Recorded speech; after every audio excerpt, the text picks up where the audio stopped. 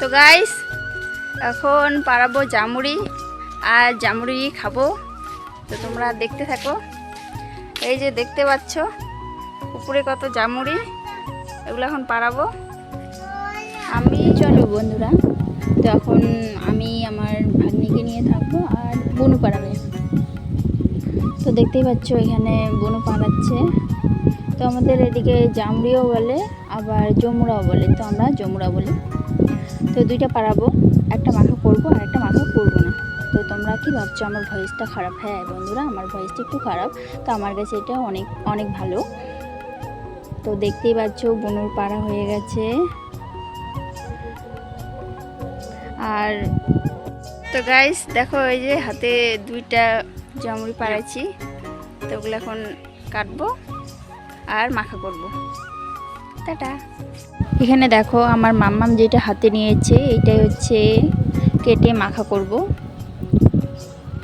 আরও তো খুব খুশি। তারপরে কেটে নিলাম, কি সুন্দর লাগছে। তো কাটার পরে সব মশলা এখানে রেডি করে নিয়েছি। তো দেখতেই পাচ্ছ এখানে কি কি নিয়েছি।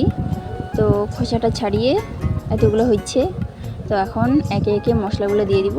তো লবণ দিয়ে দিলাম আর সামান্য চিনি দিয়ে দিব, কারণ প্রচণ্ড টক। আর লঙ্কা গুঁড়ো দিয়ে দিলাম, দুটো কাঁচা লঙ্কা দেব, ধনে গুঁড়ো দিয়ে দিব। তো মাখা কমপ্লিট, এখন খাওয়ার পালা। আর তোমরা যারা এবছর খাওনি তো তারা আমাদের মাখা কমপ্লিট আর এখন খাচ্ছি। দেখো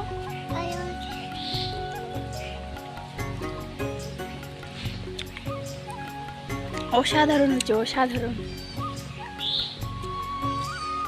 তো বন্ধুরা খেতে যা হয়েছে একদম অসাধারণ, কি আর বলবো, বললামই তো একটু আগে। আর জমরা মাখা খাবো, ঝোল খাবো না, তাই কি কখনো হয়? তো ঝোল খাইলাম, দেখতে পাচ্ছ। তো এইখানে দেখো আমার ভাগ্নিও খাচ্ছে, ওকে ঝাল ছাড়া দিয়েছি, কারণ বাচ্চা মানুষ জানোই তো কীরকম টক খায়। আমাদের বন্ধুরা টাটা কমপ্লিট।